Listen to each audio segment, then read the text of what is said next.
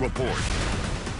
Thanks for joining us here on KRON 4. I'm Noelle Bello. Breaking news out of Minneapolis. The jury has reached a verdict in the murder trial of Derek Chauvin. Chauvin is facing 3 charges in the death of George Floyd from last May. They are second-degree murder, third-degree murder, and second-degree manslaughter. Second-degree murder charge carries the maximum sentence of 40 years in prison. Third-degree murder, that maximum sentence is 25 years. For second-degree manslaughter, the maximum sentence is 10 years. We are waiting for that announcement to be made. It will happen in the next 30 minutes here. The jury only deliberated for less than 12 hours, so a very quick decision that they've made here. I do want to bring in criminal defense attorney Paula Canny. She has been chatting with us over the last several weeks that this trial has been going on. This is the 4th week of deliberations, and everything kind of wrapped up just yesterday with both the prosecution and the defense delivering their closing arguments. The defense went on for about 3 hours trying to convince this jury that Derek Chauvin is not guilty, that he was just following his training as a police officer, that he acted reasonably. The prosecution, of course, arguing that he acted unreasonably. Again, Paula Canny joining us now to just kind of discuss what we're going to see happen here in the next little bit. You and I both, I think, as we talked about, pretty surprised that this announcement is going to come down so quickly. Well, I did say I was surprised. They deliberated for 4 hours yesterday, from 4 in the afternoon till 8 in the evening. But the other thing is, sequestration of a jury has an impact on them. And so depending on how they initially talked about the case yesterday, if they realized that they were close to consensus, they could have reviewed the various materials. I mean, there were multiple videos, but it's still, 9.5 minutes of video. And even if you add the preceding 16 minutes, I mean, they've watched that video many, many times in court, so I suppose they don't need to see it more. And what we were, in this half hour, a lot of things are going on. The prosecutors are like, oh my gosh, what's the verdict? The defense attorney's like, oh my gosh, what's the verdict? George Floyd's family's like, oh my gosh, what's the verdict?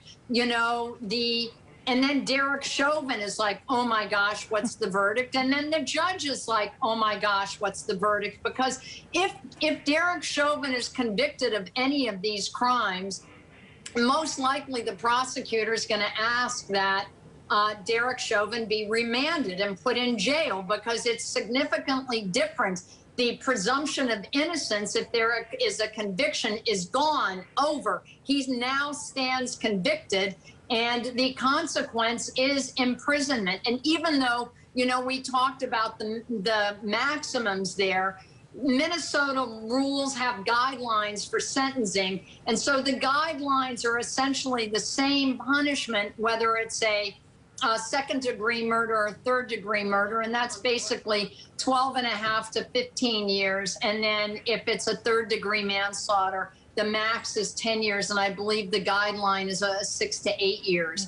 But I mean, look, that is still a substantial prison sentence. And so everybody is just a titter, and the entire world is watching, because what this is a statement about is, what does the average juror, and that is a good cross section. There's people of color, there's people of all ages in this group of 12 people.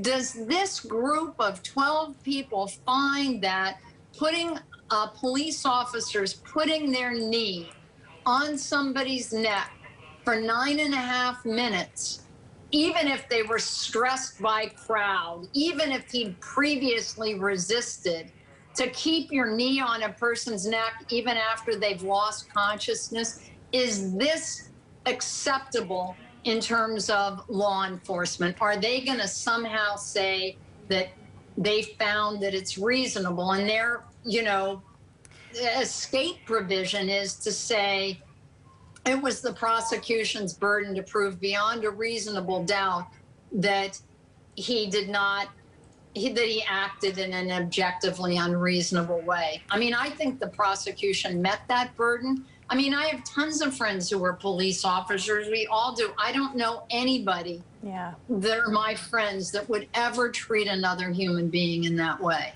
Oh, I have an uncle who's a police officer, several family members as well, and in our discussions about it as well, they have also felt that he acted unreasonably. You mentioned the makeup of the jury. We don't know their identities, of course. That is yet to be seen, but we do know 3 of them are in their 20s, 3 of them are in their 30s, 3 in their 40s, 4 in their 50s, 1 is in their 60s. So like you said, a pretty wide range of ages, and 5 are men, 9 are women, 8 are white, 2 are multiracial, 4 are black. I believe that that seems to be quite a wide range of people giving different perspectives on how they were going to kind of digest all the information they've received over the last 3 weeks.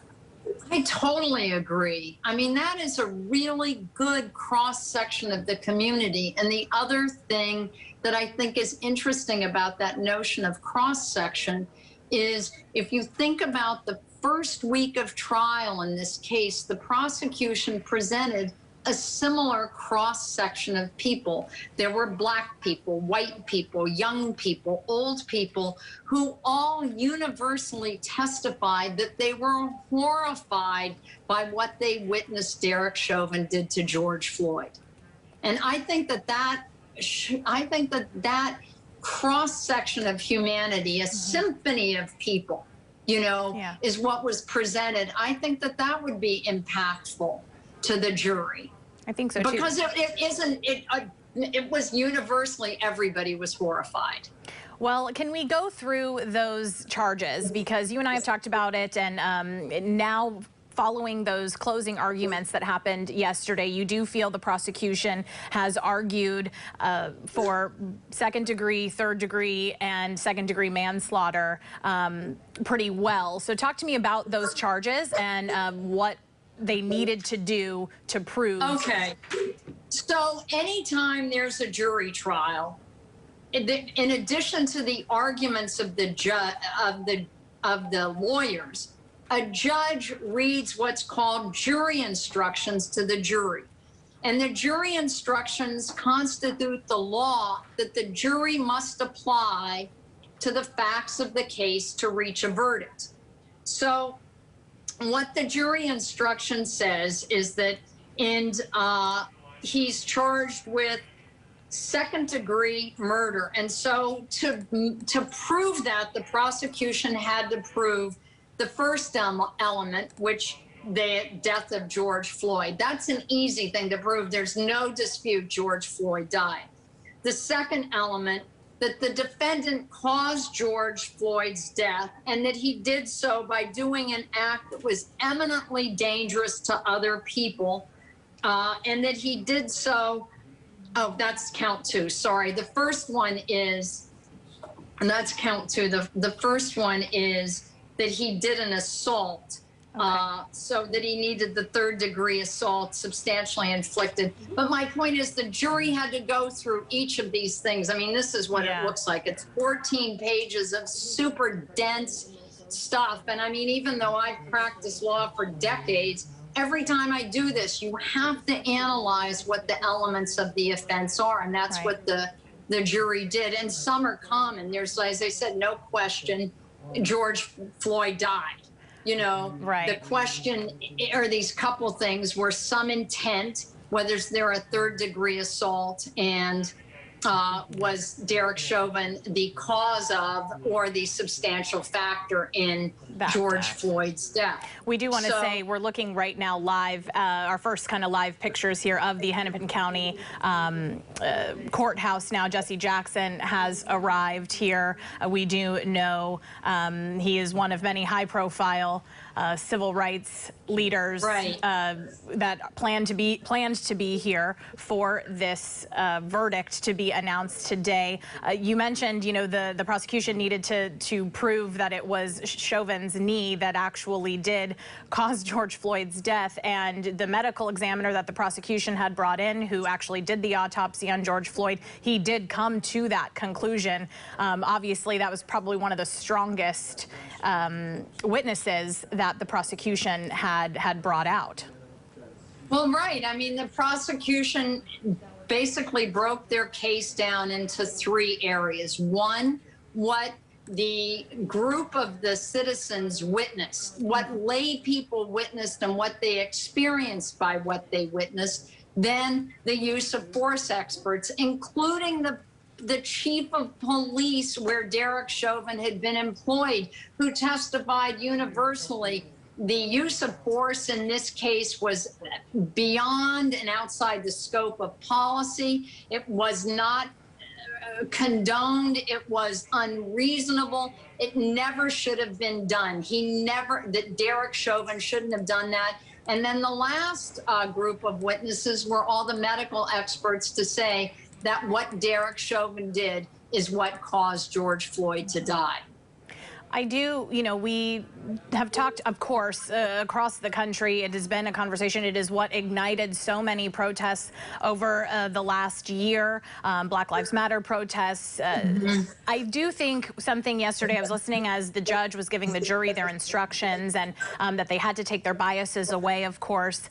And I think that is so important for people to remember, because if you take away their race, George Floyd is just a human.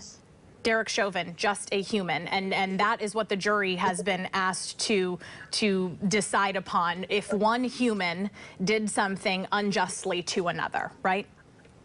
Well, I mean, yes, at the end of the jury instructions, the judge admonishes the jury that they can only reach their decision based on the evidence presented there in the courtroom. They're not supposed to think about public opinion. They're not supposed to think about what other people are thinking about. They're supposed to make their decision based solely on what was presented in that courtroom. So it isn't lost on any of those jurors the impact of this is. And then the other thing that, you know, that is sort of makes it hard in police officer prosecutions, there is no other prosecution of any kind of criminal case, really, that has a jury instruction that says that police officer or that person is authorized to use force. I mean, when we let people be police officers, when police officers are entrusted with that obligation and that duty, they are also by law permitted to use force to accomplish their job.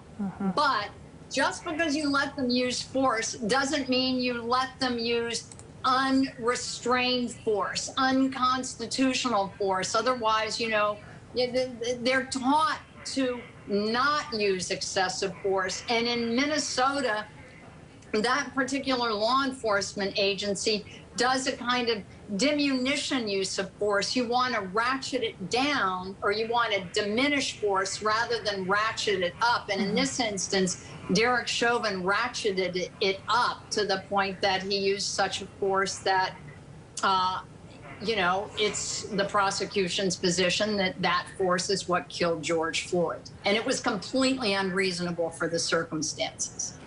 We've talked a lot about the prosecution and what they brought forth as their evidence. They brought forth nearly 40 different witnesses. The defense only brought forth about 7 witnesses, if I believe.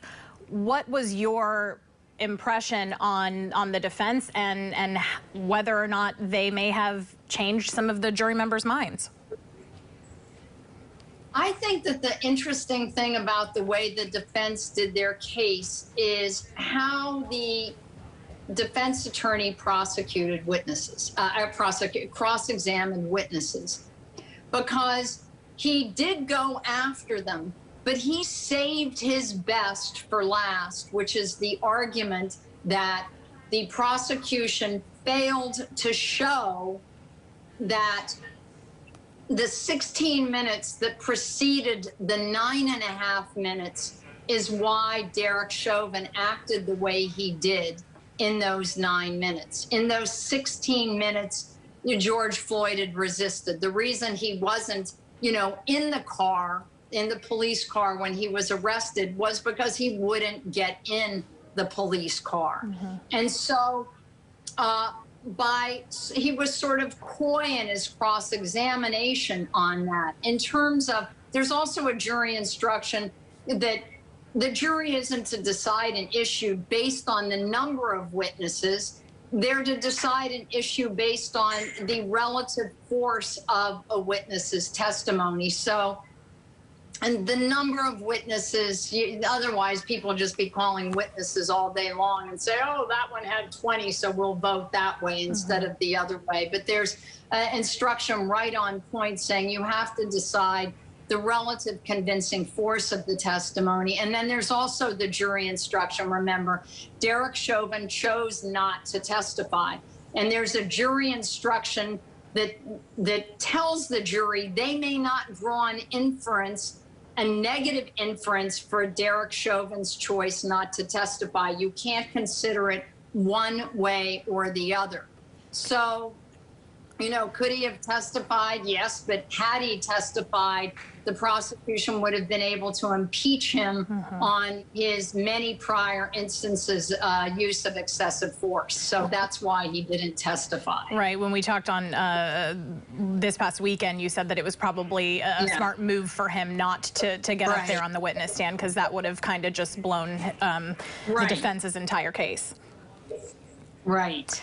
So, again, we're taking a live look here at the Henneman County Courthouse. That is where everything will finally come to a head here in the next 15 minutes, waiting for the jury to announce their verdict.